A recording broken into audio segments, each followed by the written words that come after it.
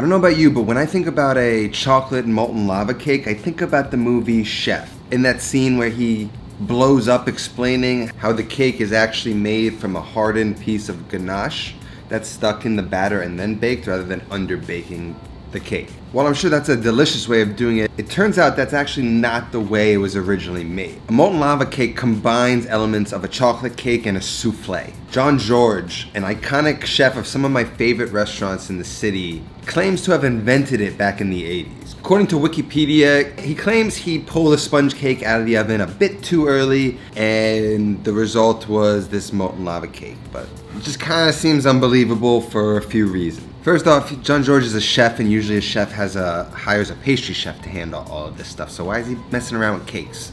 This recipe calls for using an unusually low amount of flour and baking it at an unusually high temperature. All of these things kind of aid in my suspicion. And Jacques Torres, another iconic chef and chocolatier, disputes Jean Georges' claim as well, saying that this technique has been in France for some time. Regardless of who invented it, we know Jean Georges sort of popularized it in America in the 80s. And maybe it has evolved into a recipe where you drop a hardened ball of ganache into the batter, and that's what makes the molten. But to me, that's one extra step that I don't want to do, so we're going with the original today. It's a classic recipe, it's easy, it's perfect for Valentine's Day. Thanks to Food and Wine, we have his original recipe. And that's what we're gonna make today, just in time for Valentine's Day. So if that sounds good to you, hit that like button. Everyone who hits the like button this weekend, you can guarantee you're gonna get laid. Hit that subscribe button if you're not already, and let's just jump right into it. First thing is we need 6 ounces of semi-sweet chocolate. Either a chocolate bar, I got some chocolate wafers, something like 60% cocoa. Get good quality stuff. If you want, I like using semi-sweet. Get it in a bowl that's gonna fit on top of a double boiler.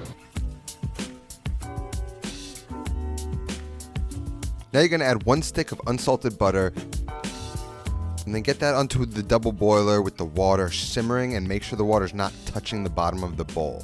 And mix the chocolate until it's smooth and fully melted.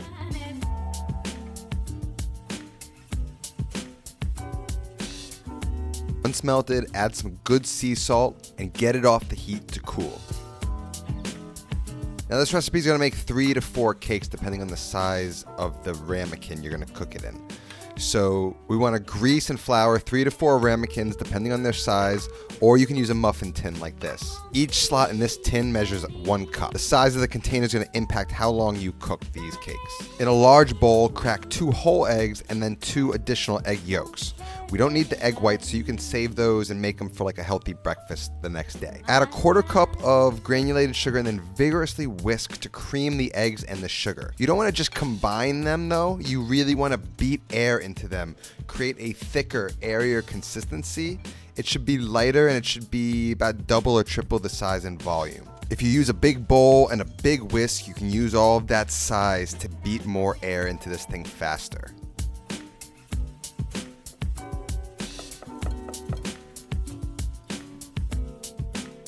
Then start to whisk in the melted chocolate and get that completely incorporated.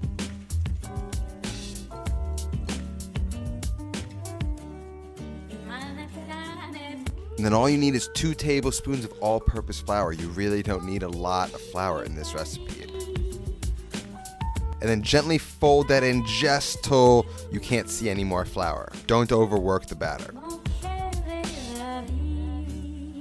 Fill up each slot of the ramekin or the muffin tin a little more than halfway. Into a 450-degree oven they go, and the recipe I followed called for 10 to 12 minutes, so I set a timer for 10 minutes, but I'm telling you, I recommend 7 to 9 minutes, and I'll show you why in a second. Now, while that bakes, I really just want to take 15 seconds to thank my Patreon producers. Everyone who's scrolling up on the screen right now, thank you so much for supporting me on Patreon, being a key aspect of the production of this show. When you become a Patreon, you become a producer of this show, and you get your name rolling up on the screen right now. So if you'd like to become one, there's a link down in the description if you'd like to go check it out, and I appreciate all of your support. Back to the recipe. After 10 minutes, I removed the cakes from the oven and I let them cool for maybe 5 minutes. And then I turned them onto a plate.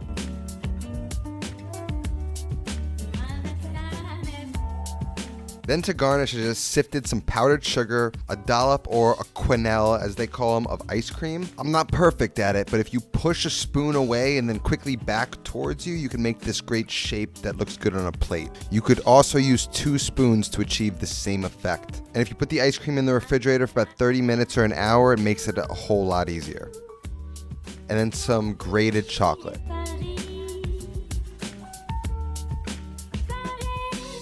You can't really see it, but we do have a molten center. It's a little thicker. You probably could have cooked the cake about 1 minute less for a bit more of an oozy center, but I actually prefer it the way it is right here.